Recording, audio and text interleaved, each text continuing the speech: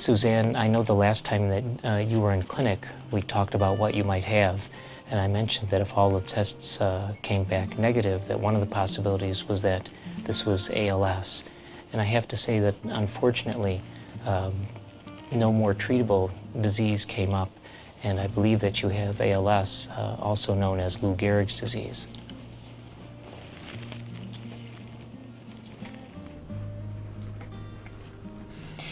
How long do I have? We've heard on the internet that patients only live 3 to 5 years. Is that true? Well, everybody's different, and I think that that's a statistical average, but I think it's important for you to know that many people live longer than 5 years, and I take care of lots of people who live longer than 10. Doctor, what's going to happen to me? I babysit my grandkids, and I sing in the choir, and I like to garden. Am I going to be able to still do those things? Yes. I think for a good amount of time, yes. I've only met you once before, so I don't have a good feel for the rate at which you're progressing. And the disease does progress differently in everybody. But I think to the extent possible, you'll be able to continue to do these things. We're going to walk this road with you together, and we're going to try to provide the best care and keep you active in doing all of the things that you want to do for as long as possible. Is this something that I did that caused this disease? No, no. You've done nothing to cause this, nor is this something that you deserve. For a small percentage of people, ALS runs in the family, but for the rest of people who get ALS, frankly, we don't know what causes it. Doctor, what's going to happen to my body? Well, I know that you work in your job as a home health care aide. I know that you work with somebody that had ALS who was quite impaired. And I think it's important for you to know that everybody progresses at a different rate and in a different way, so that if you just talk in general, that the legs, it's possible that your legs may become involved, and they have in you. It's possible that your arms may become involved, and ultimately the muscles which are involved in swallowing, speaking, and even breathing can be involved. But I think it's important to know also that your heart is not involved in this, and the muscles which control bowel and bladder function are not involved in this, and for most people, your mind is not involved in this. We will walk this road with you together, and that we'll keep close track of you. We'll monitor how things are going. We won't spend a lot of time discussing why you have ALS, but we will spend a lot of time trying to take care of you. You know, some patients live in cities that don't have a certified ALS center like this one, and for them, the ALS Association can guide them to resources in their community. Doctor, what can I do? Is there any drugs that I can take, or is there any chance for a cure? While there is no cure, there is one drug that's been approved by the FDA for the treatment of this. And there's also a lot of research and some clinical trials going on. We'll have ample time to explore that together. Now, before you go, I'd like you to meet Stephanie. She's our ALS nurse, and she can tell you more about what the clinic can provide for you and your family. Nice to see you.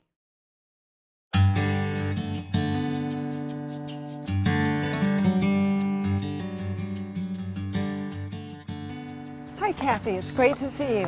Thank you. You're looking wonderful. Well, thank you. Hi, Stanton. Good to see you again. Welcome to our home. Thank you. I've been staying really busy, following all of your good advice. I've been taking care of myself and exercising twice a week with aerobic dancing, eating well, and doing yoga and Pilates with my physical therapist. That's excellent, Stephanie. It's very important to remain active. I'd like to check your neck strength and your left hand strength now. Sure. Bend your head forward. Good. And bend it back. All right. And then bend your wrist back. Push your wrist down. Fingers straight. Squeeze my hand. Relax. And then spread your fingers wide apart. Okay. And then lift your thumb up to the ceiling as best you can. Good, that's excellent. I think you're doing really well. So do you have any new concerns today? Well, I was wondering what my rate of progression is and what the future holds for my family and myself. Just kind of what expectations are like for the future. That's an excellent question. It really all depends on where the disease starts and how quickly it spreads as far as what you can expect. So if it starts in your hands, for example, we focus on ways to optimize your hand function, tools that you can use. If it starts with your legs, we think about ways to help your mobility. If it starts with difficulty speaking or swallowing, we focus on ways to help to enhance both your speaking and your swallowing. And then the rate of progression we determine over time, and we try to help provide you with the tools you need to face each step along the way. That's very helpful. Thank you. Now tell me about your remodeling project. Well, we're really excited about it. It's going to be starting next month, and I got some great insights from the ALS Association so I can plan ahead and make things more accessible and easier to use. In the kitchen, we're going to put in a microwave drawer that's under the counter so I can just slide it out. And we're also going to have lots of pull-out drawers and pull-out shelves so it'll be easier to get to pots and pans and things. And then in the bathroom, again, we're just opening things up to make it easier to get around in there. The shower will have no ledge. It'll just be easy to get in and out of, and there's more room to maneuver around in the bathroom. I see you're taking advantage of some of the many helpful devices that are available for ALS patients. Yes, there's so many creative gadgets out there. This one has a foam grip, so I can hold it when I'm putting on my eyeliner. This one has two purposes. There's a hook for zippers, and then this is great for buttoning and unbuttoning. And then this is a multi-purpose device. You can use it for opening bottles or jars, soda cans, lifting tabs. It just fits over, and then it makes it easy to grip. Excellent. I'm so glad you're doing things that you love to do. Well, I'm trying to do as much as I can while I can and just enjoy life as much as possible. We've been doing some traveling. We took a trip to the East Coast and we had a great time. We went to Martha's Vineyard and enjoyed the sights there. And we ate lobster rolls, of course, being on the East Coast. And we saw the fall colors in Vermont. Oh, beautiful. So we've been going out a lot with friends and spending time with people that we enjoy. Sounds like you have a really supportive group of family and friends. Yeah. That's really important with this disease. It's been really heartwarming, all the support I've gotten, and telling people was an interesting process. My local friends, I told them, and then for our out-of-state friends, I wrote a little bit about what's happening. Steffi's life has changed. She knows that her right hand was getting weak, and after seeing several doctors, found out that she has ALS. Well, everybody's been really supportive, and now that the diagnosis is out in the open, it's been wonderful how supportive everybody has been, and I'm really grateful to everybody.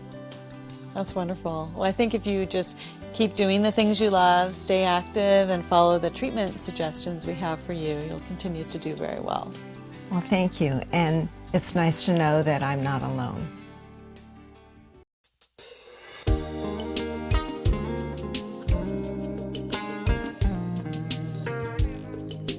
Oh, what a beautiful family.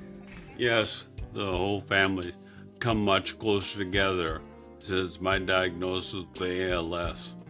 Even the grandchildren know about Papa's illness, and they give us a lot of support with this. Oh, that's great.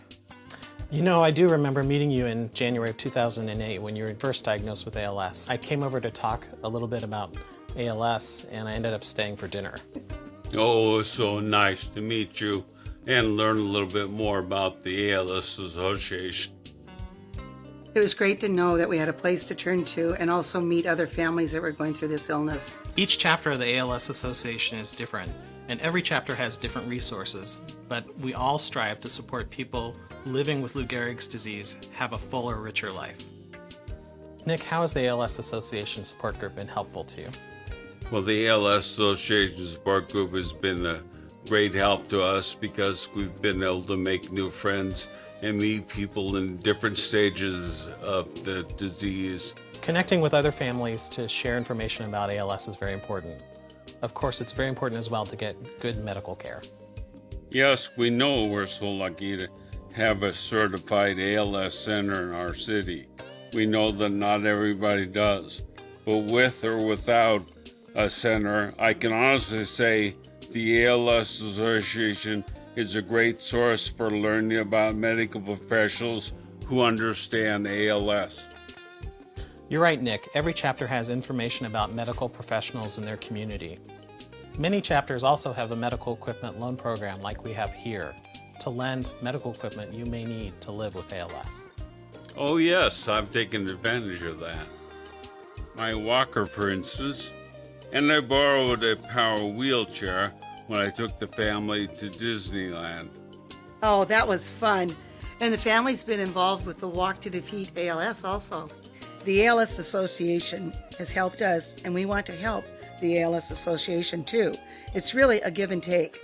So we wear the red bracelets and we give them to everyone we know. We take part in the annual walk to raise money to find a cure for ALS. Our team, the Regu Renegades, that's us, we raised almost $13,000 over the past few years in the walk, from a church supper, garage sale, and even a small auction.